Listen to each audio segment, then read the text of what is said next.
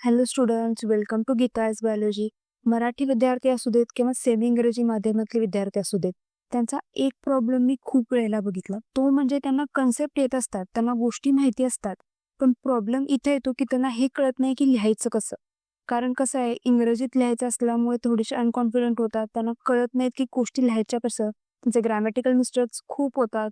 त्यामुळे मी हा एक व्हिडिओ तुमच्यासाठी घेऊन आली आहे, ज्याच्यात मी इनहेरिटन्स आणि व्हेरिएशन तुम्हाला 12वीला टॉपिक आहे बायोलॉजीला, त्यातले मोस्ट एक्सपेक्टेड क्वेश्चन्स आणि त्याचे कॉन्सेप्ट्स घेऊन आले आणि मी तुम्हाला हे पण सांगणार आहे की ते लिहायचे कसे. त्याच्यामुळे तुमचा जर ह्या टॉपिकबद्दल काहीतरी अनकॉन्फिडन्स असेल, तुम्ही जर कुठेतरी घाबरत असाल या टॉपिकला लिहिण्याबद्दल, तर तुम्ही हा व्हिडिओ बघितल्यानंतर ना तुमची सगळी भीती निघून जाईल आणि तुम्ही खूप कॉन्फिडंट व्हाल आणि ह्या टॉपिकमुळे तुम्हाला बोर्ड्समध्ये नक्कीच चांगले मार्क्स मिळतील, कारण हा एक हायली वेटेज टॉपिक आहे. तर चला पहिल्यांदा आपण काय बघूयात की ह्या टॉपिकवर कॉन्सेप्ट्स कसे कसे आहेत किंवा तुम्ही काय अभ्यास करायला पाहिजे. पहिली गोष्ट जी तुम्ही करायला पाहिजे ती म्हणजे 3 लॉज. जे 3 लॉज आहेत ना मेंडेलचे. पहिला म्हणजे डॉमिनन्सचा लॉ आहे, त्याच्यानंतर सेग्रिगेशनचा लॉ आहे, त्याच्यानंतर इंडिपेंडंट असॉर्टमेंटचा लॉ आहे. हे तिन्ही लॉज तुम्हाला करायचे आहेत. तुम्हाला कुठे ना कुठे हे लॉज विचारले जातील. म्हणजे एक तर तुम्हाला 2 मार्कला विचारतील, 3 मार्कला विचारतील किंवा 4 मार्कला तर नक्कीच विचारतील. कसं विचारणार? इंडिपेंडंट असॉर्टमेंट बद्दल सांगा, त्याचे एक्झाम्पल्स द्या. सेग्रिगेशन डॉमिनन्स मधलं सांगा, त्यातला फरक काय सांगा, किंवा डॉमिनन्स बद्दल डेफिनेशन द्या. असे 1-2 मार्क तुम्हाला येतील. परत तुम्हाला रेशिओज लक्षात ठेवायचे. रेशो मध्ये खूप गडबडतात मुलं. मी खूप वेळेला बघितलंय. हे मोनोहायब्रिड, कोडॉमिनन्स, टेस्ट क्रॉस हे लक्षात राहते, पण हे जे डिव्हिएशन आहेत, जे लिंक्ड जीन्सचे असतात, ह्या तुम्हाला एक थोडासा वेगळा टॉपिक आहे. तुम्हाला 10वीला वगैरे नव्हता हा. लिंक्ड जीन्स जे असतात थोडेसे 9:3:3:1 पासून वेगळे असतात. ते तर मुलं थोडीशी गडबडतात, त्यामुळं हे लक्षात ठेवायचं तुम्हाला. ब्लड ग्रुप परफेक्टली करून जायचंय. म्हणजे की ए ब्लड ग्रुप, बी ब्लड ग्रुप, तेच कशात असते, मल्टिपल अलिल्स पण दाखवतंय आणि कोडॉमिनन्स पण दाखवतं. त्यामुळे दोन्ही गोष्टी तुम्हाला परफेक्टली करायच्या आहेत. त्याच्यानंतर काय करायचं, सेक्स डिटर्मिनेशन सिस्टम्स, म्हणजे XY जसं ह्युमन्समध्ये असतं, हे ZZ ZY, हॅप्लोडिप्लॉइडी जसं ह्याच्यात असतं, मधमाशांमध्ये असतं. तुम्हाला हे लक्षात ठेवायचं. त्याच्यानंतर म्युटेशन्स जे जीन्समध्ये पण होतात, क्रोमोझोममध्ये सुद्धा होतात. हे सगळं तुम्हाला लक्षात ठेवायचं. परत डिसऑर्डर्स, हे तुम्हाला हमखास MCQ तरी विचारणार बोर्ड्सला, किंवा 1 सेंटेन्सला विचारतील, 2 मार्क्सला विचारतील. त्यामुळे हे सगळे जे पॉइंट्स आहेत, हे जे कन्सेप्ट्स आहेत, हे जास्त करून रिपीट झालेले कन्सेप्ट्स आहेत. हे सगळे जास्तीत जास्त विचारलेले गेलेले कन्सेप्ट्स आहेत. तुम्हाला हे परफेक्टली करायचंच आहे, विसरायचं बिलकुल नाहीये. त्याच्यानंतर पुढचं मग त्यात तुम्हाला एक्सपेक्टेड क्वेश्चन्स कसे येते. मी आधी तुम्हाला कन्सेप्ट सांगितला, तर त्याचे काय सांगणार आहे, एक्सपेक्टेड क्वेश्चन सांगणार आहे.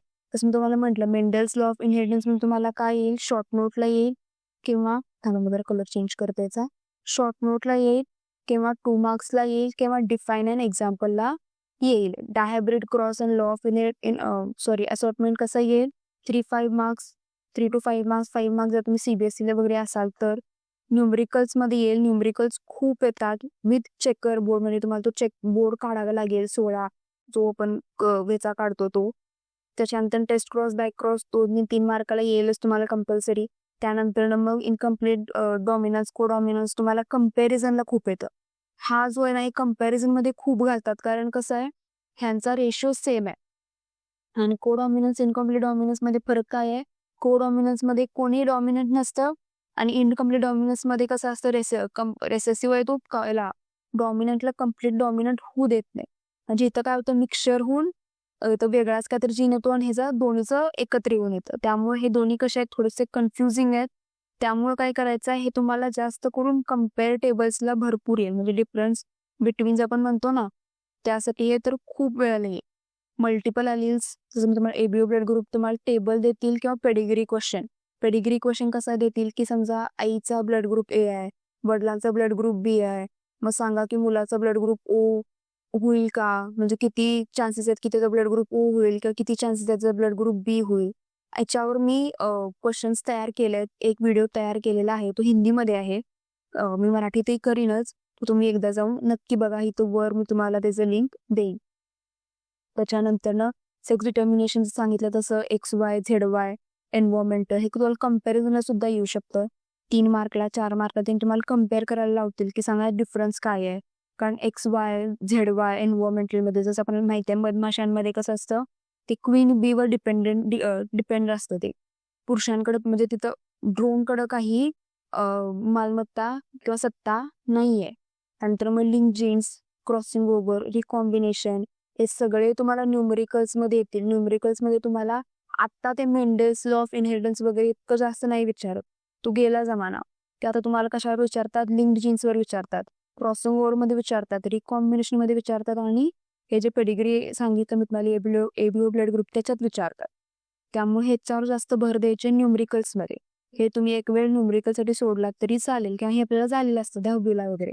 त्यामुळे याचं इतकं काही टेन्शन नाहीये. पण हे जे आहे ते तुम्हाला थोडंसं नवीन आहे, परफेक्टली करावं लागेल. तुम्ही माझा तो व्हिडिओ बघा, तुम्हाला कळून जाईल. क्रोमोझोमल डिसऑर्डर्स, डाऊन सिंड्रोम कशाने होतं, क्लिनफिल्टर सिंड्रोम कशाने होतं, टर्नर सिंड्रोम कशाने होतं, त्याचे सिम्पटम्स काय आहेत, कॉज कशामुळे होतं, त्याचा कॅरिओटाइप काय असणार आहे, हे सगळं तुम्हाला लक्षात ठेवायचं आहे. हे तुम्ही कन्फ्यूज बिलकुल नाही व्हायचं आहे. थोडेसे शब्द अवघड आहेत पण पाठ करावे लागतील बाळांनो तुम्हाला, कारण हे विचारलं जातं. त्यानंतर पेडिग्री अनालिसिस ते कसे येतात, फिल इन द ब्लँक्समध्ये येते. म्हणजे काय करतील, एक जनरेशन ते ब्लँक ठेवतील, तुम्हाला विचारतील इथं काय येऊ शकेल त्याचा क्रोमोझोम ते सांगा. आयडेंटिफाय द पॅटर्न म्हणजे रिसेसिव्ह आहे की डॉमिनंट आहे हे विचारू शकतील. व्हेरिएशन अँड म्युटेशनवर कसे क्वेश्चन्स येतील, शॉर्ट नोट. ही तुम्हाला काही जास्त 3-4 मार्कला नाही येणार. पण जेव्हा तुम्हाला जे सांगितलंय की linked genes, crossing over, recombination, हे डिसऑर्डर्स किंवा इनकम्प्लीट डॉमिनन्स, हे ज्या गोष्टी आहेत ह्या एवढ्या गोष्टी खूप इम्पॉर्टंट आहेत. त्याच्यावर तुम्हाला नक्की क्वेश्चन येतील, ते नक्की करा. ठीक आहे. त्याच्यानंतर 1 मार्क्सचे क्वेश्चन्स कसे येतील, अलील डिफाईन करा, फिनोटाईप डिफाईन करा, जिनोटाईप डिफाईन करा, टेस्ट क्रॉस डिफाईन करा. हे डेफिनेशनला येणारच. एक्झाम्पल ऑफ इनकम्प्लीट डॉमिनन्स विचारतील किंवा जसं मी तुम्हाला सांगितलं मुलं कन्फ्यूज होतात इनकम्प्लीट आणि कोडॉमिनन्समध्ये. आयडेंटिफाय करा की ऑटोझोमल आणि सेक्स लिंक्ड टॅग देतील तुम्हाला, तुम्हाला आयडेंटिफाय करायचं आहे तो ऑटोझोमल आहे का सेक्स लिंक्ड आहे ते. ठीक आहे. त्याच्यानंतर मग पहिला आपण काय बघूया, डेफिनेशन बघूया कशाची, अलीलची. कारण ही एक डेफिनेशन आहे, हे मी खूप बघितलंय मुलांना भुळ घालताना.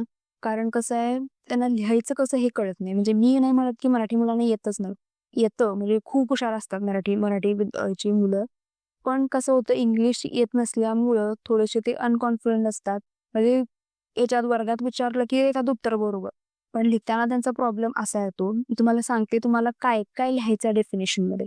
एकतर हे अल्टरनेट फॉर्म विसरायचं नाही आहे, कारण अलीलचं काय आहेत अल्टरनेट फॉर्म्स, जसं टी हे सांगितलं ना, हे डॉमिनंट हे रेसेसिव्ह, दोन्ही काय आहेत अल्टरनेट फॉर्म्स आहेत. अलील्स आहेत हे काय आहेत, हे अल्टरनेट फॉर्म्स. हा शब्द गाळतात मुलं.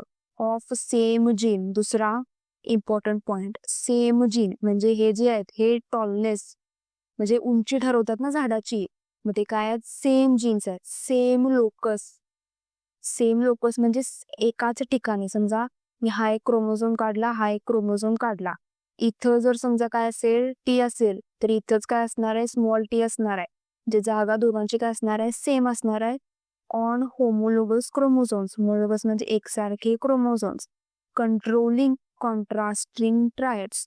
तुम्हाला हे असंच लिहावं लागेल. हे बघून तुमची घाबरगुंड उडायला असणार आहे माहिती आहे मला, पण घाबरायचं कारण नाहीये. तुम्ही हे एकदा पाठ केलं की तुम्हाला लक्षात राहील. हे परत सांगते काय काय लिहायला लागणार आहे तुम्हाला. अल्टरनेट फॉर्म्स लिहायला लागणार आहे, सेम जीन विसरायचं नाही, सेम लोकस विसरायचं नाही, होमोलोगस क्रोमोझोम्स विसरायचं नाही, आणि कंट्रोल कॉन्ट्रास्टिंग म्हणजे दोन्ही विरुद्ध आहेत. म्हणजे हा कसा आहे, खूप उंची देतो, हा बुटका राहतो, त्यामुळे कॉन्ट्रास्टिंग कॅरेक्टर्स, एवढे गोष्टी तुम्हाला लक्षात ठेवायच्या. परत टॉपर टिप, ह्या ज्या टॉपर टिप्स आहेत ना, ह्या कसं असतंय, आम्ही एक्झामिनर शोधत असतोय की कुठंतरी आम्हाला मिळेल असं काहीतरी की ज्यात आम्ही त्यांना मार्क्स देऊ शकतो. आम्ही काही तुमचे दुश्मन नसतोय, आम्हाला तुम्हाला मार्क्स द्यायचेच असतात. पण हे तुम्ही कसं मार्क्स मिळवू शकता, एक एक्झाम्पल घालून मी तुम्हाला सांगितलं. बेसिक तुम्ही हे जर एक्झाम्पल लिहिलं आणि फॉर एक्झाम्पल तुम्ही हे सेम लोकस लिहायचा जरी विसरला असाल तरी तुम्हाला ते जे चेक करणार ते तुम्हाला फुल मार्क्स देऊन जातील, का, कारण तुम्ही एक्झाम्पल लिहिलंय म्हणून.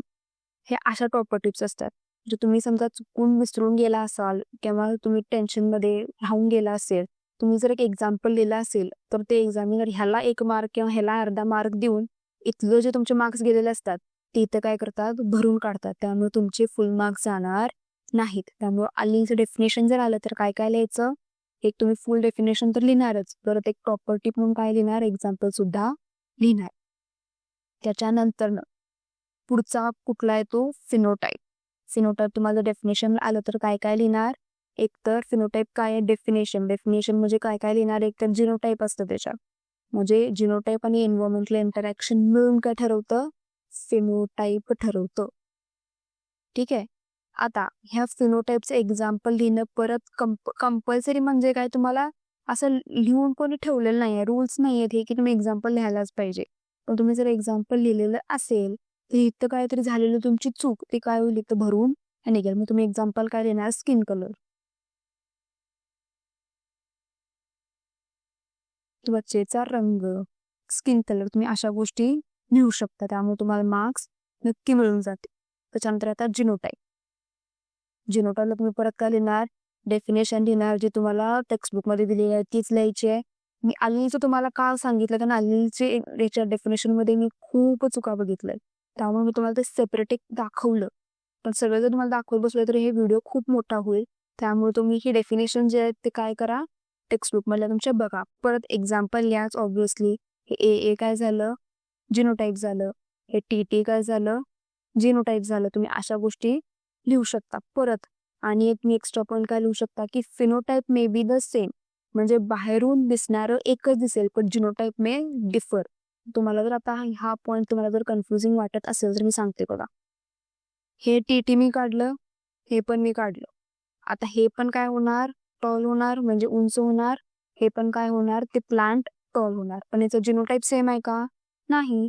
हा होमोझायगस आहे, हा हेट्रोझायगस आहे.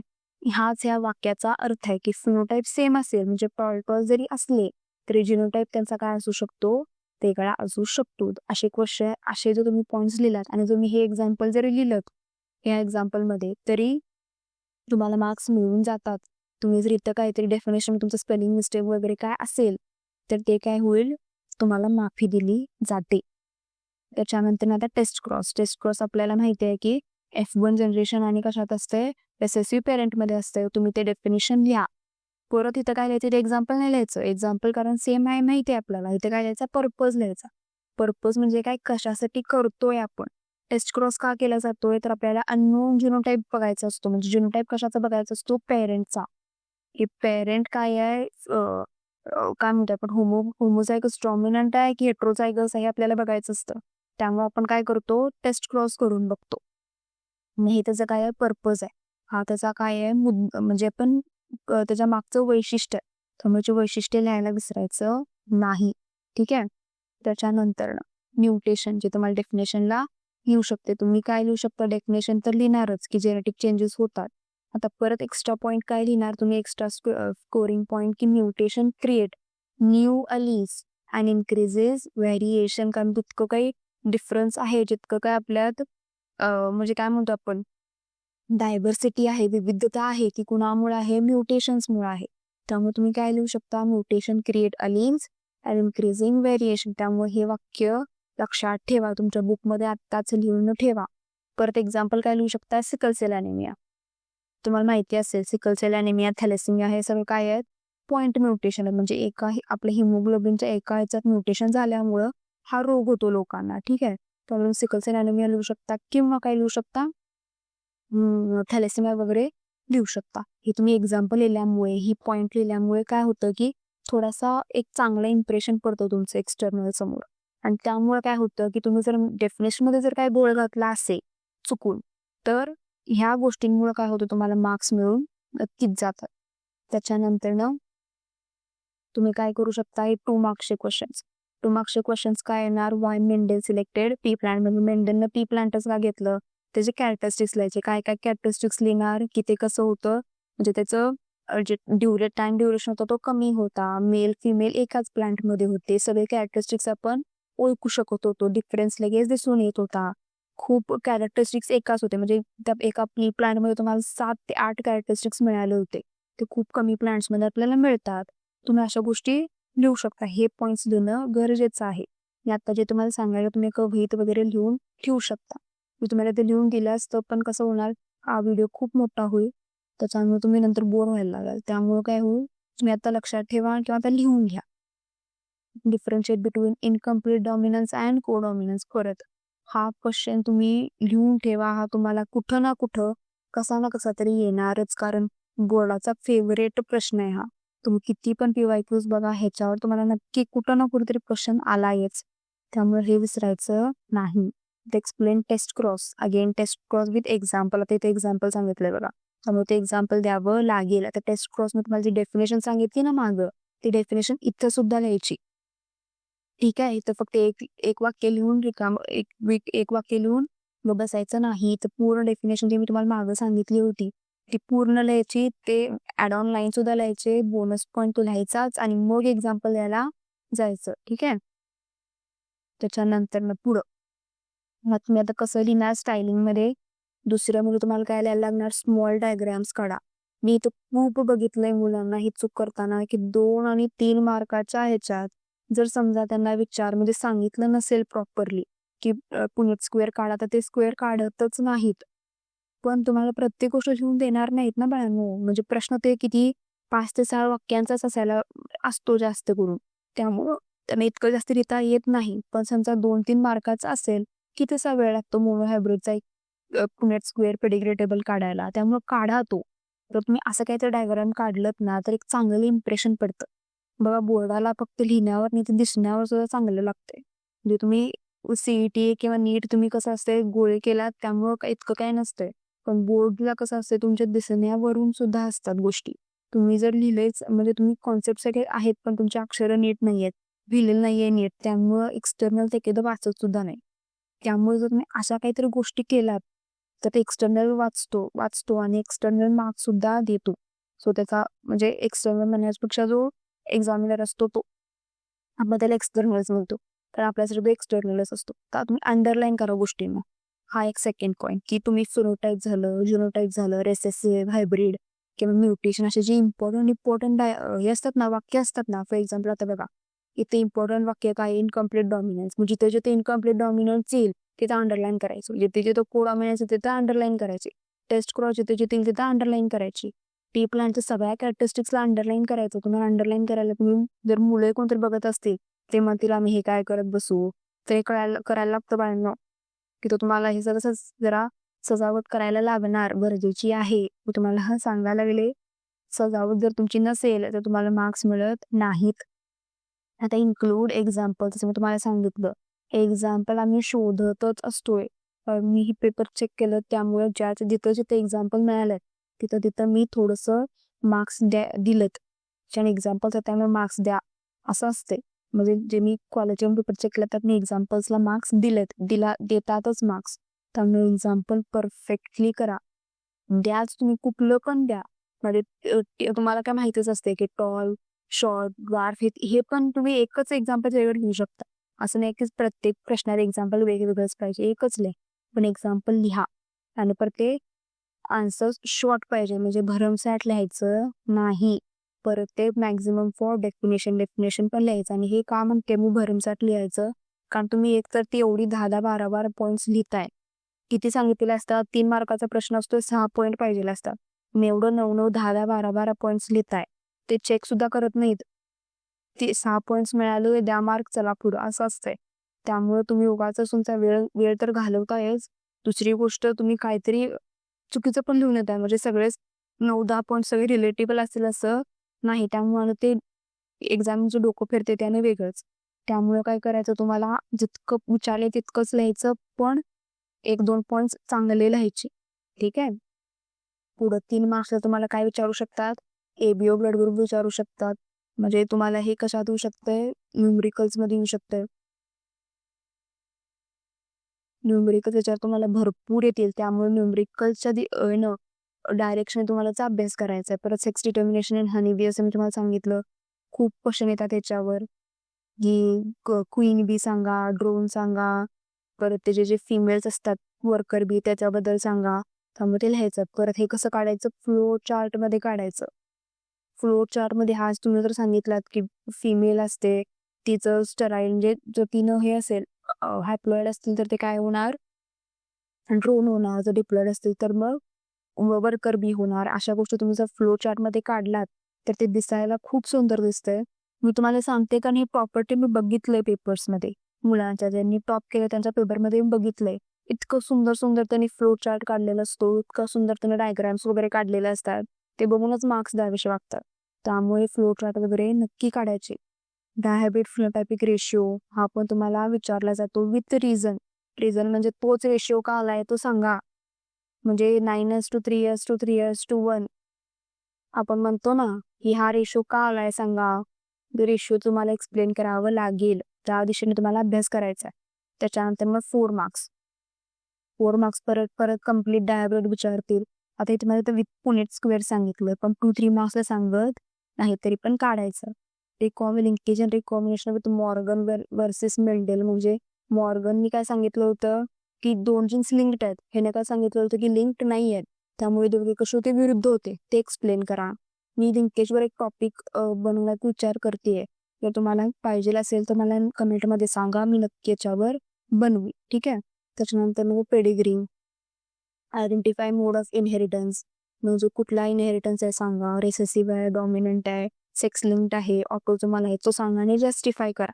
म्हणजे सेक्स लिंक्डच असेल म्हणजे तर काय होईल, फादर जो वडील आहेत त्या फॅमिलीमध्ये ते अफेक्टेड असतात.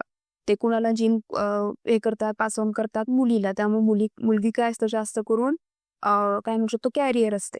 आणि तो पुढं जीन कुठं पास होतो, त्या मुलाला पास होतो. म्हणजे त्या वडिलांच्या नातवंडाला तो जीन पास होतो. मग आपण हे काय म्हणू शकतो, एक्स लिंक्ड म्हणू शकतो. तर अशा गोष्टी येऊ शकतात. त्यामुळे हे विसरायचं नाही. ठीक आहे. तर ॲट लास्ट मी तुम्हाला प्रॉपर टिप काय सांगेन की तुम्हाला पुनेट स्क्वेअर काढायचा आहे, तो सुद्धा नीट काढायचा आहे.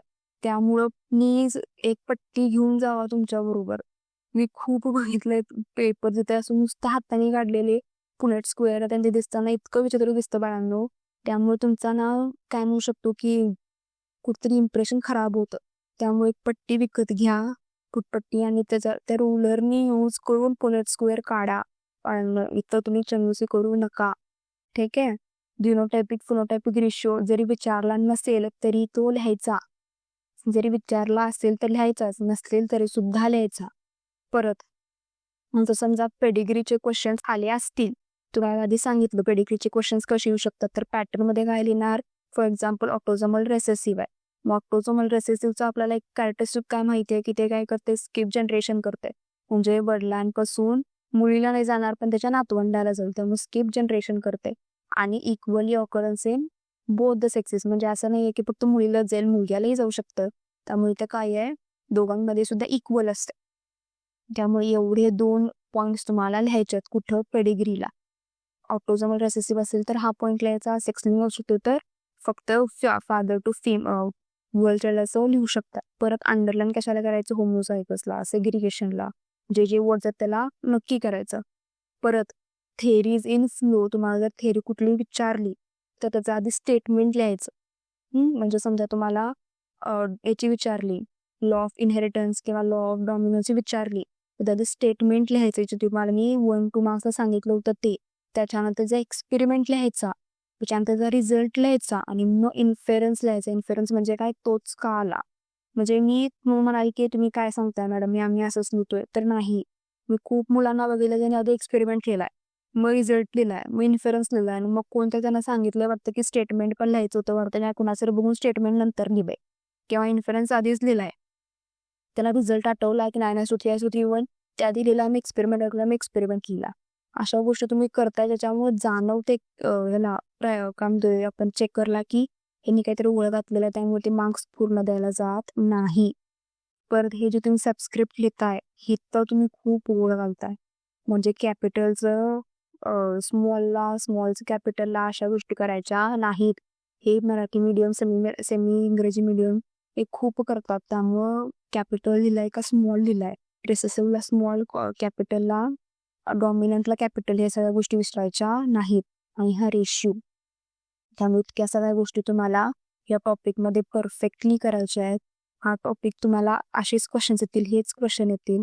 त्यामुळं हा टॉपिक तुम्ही ह्या एवढं जरी पॉईंट्स केलात तरी तुम्हाला हा टॉपिक बोर्डाला खूप सोप्पाच आहे. Okay, thank you.